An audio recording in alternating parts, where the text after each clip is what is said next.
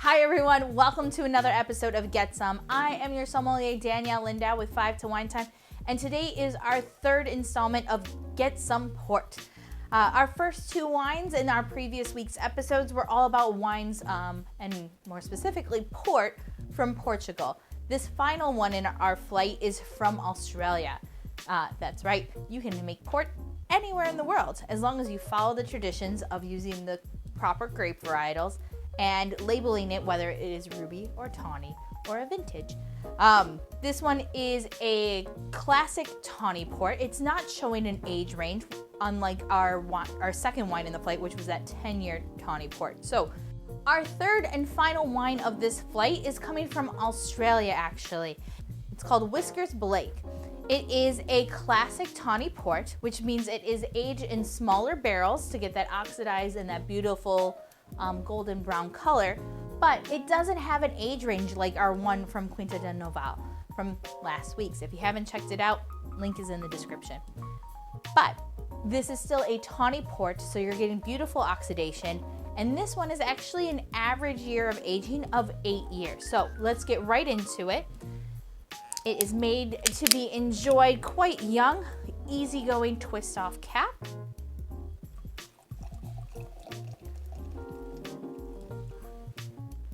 And this tawny port has more of an amber color to it. And I wanted to show the difference between our 10-year versus our classic tawny. So,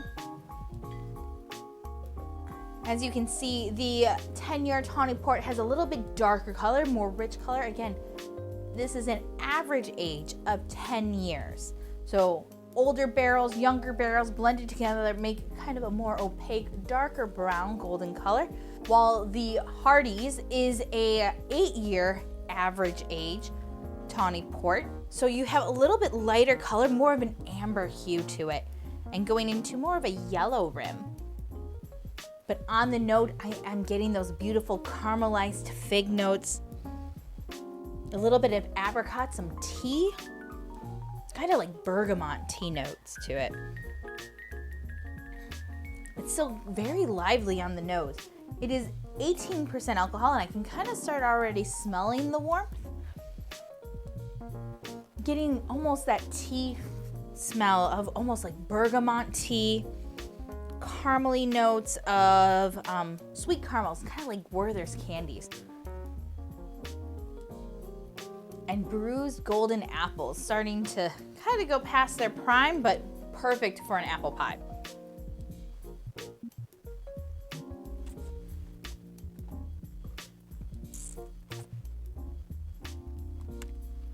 There's that burnt caramel notes. I'm really getting that burnt caramel notes. The butterscotch is really coming through onto the palate. Whew, and there is that 18% getting me all rosy in the cheek again. Really nice, warm palate. In the spectrum of that dry to sweetness level that ports can have, I think it's right down the middle. If it was like a scale of 1 to 5, I'd say a 3. But it has that beautiful warmth of the alcohol with the bright acidity still from the wine itself, creating a nice balance in the glass. As I said, ports can be made all over the world. I have had ports that are made in California. This is a port from Australia. The motherland is going to be in Portugal though. So I hope you guys enjoyed this little dive into the fortified wine world, especially giving that spotlight to ports. I hope this has gotten you excited. Maybe go and grab a bottle from your local store, give it a try. The beautiful part about these wines is that they are fortified, so they have a much longer shelf life once the wine is open. With still red wines, you got maybe 3 to 4 days, especially if you use those pumps. But with fortified wines, I like to keep them in the fridge, keeping them cool, away from light, and they can stay in the fridge and keep their beautiful aromas and flavors for up to over a month. So you don't have to rush. Take your time, grab a glass, pour yourself a little sip, and just enjoy it. So I hope you've learned something new through these 3 different ports, and it's 5 to Wine Time. So grab yourself a glass, maybe some port, and I'll see you next week. Cheers.